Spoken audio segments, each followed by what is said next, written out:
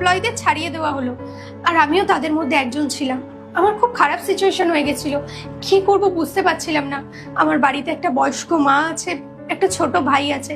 মায়ের ওষুধের খরচা, ভাইয়ের পড়াশোনার খরচা সব মিলিয়ে না আমি খুব ফ্রাস্ট্রেটেড হয়ে গেছিলাম।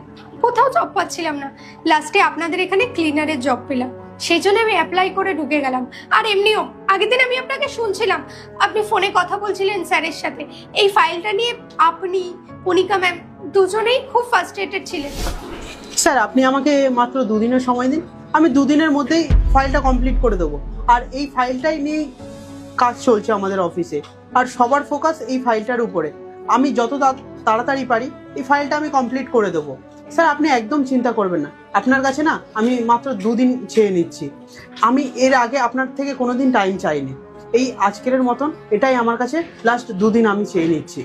আমি 2 দিনের মধ্যেই আপনার কাছে ফাইলটা আমি পাঠিয়ে দেবো। ঠিক আছে স্যার?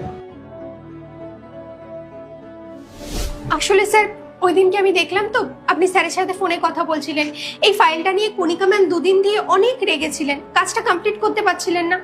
আপনিও খুব রেগেছিলেন কারণ কাজটা কমপ্লিট হচ্ছিল না।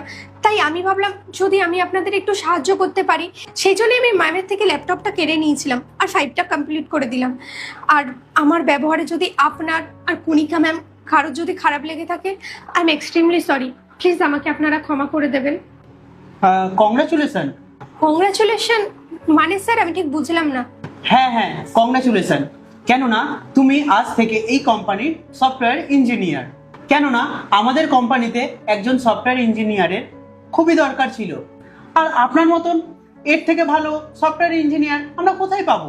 কেননা কণিকা ম্যাম আর আমরা তো দুজনেই মিলে খুবই তো চিন্তার মধ্যে পড়ে গেছিলাম এই ফাইলটা নিয়ে। আর আমরা তো রাতে তো একদমই ঘুমোতে পারছিলাম না, আর আপনি 2 মিনিটের মধ্যে পুরো চুটকিতে তো এই কাজটা করে ফেললেন। I am proud of you. আর কণিকা ম্যাডাম, আপনি একে জয়নিং লেটার, ফ্ল্যাটের চাবি আর গাড়ির ড্রাইভার সব কিছু কোম্পানি আপনাকে প্রোভাইড করবে, এবং আপনাকে লাঞ্চও দেওয়া হবে। আর আপনি প্রত্যেকদিন গাড়িতে যাতায়াতই করবেন। আর তুমি যে এখানে যে 5,000 টাকা স্যালারি পেতে না, তার থেকে তোমার আরো বেশি স্যালারি হবে।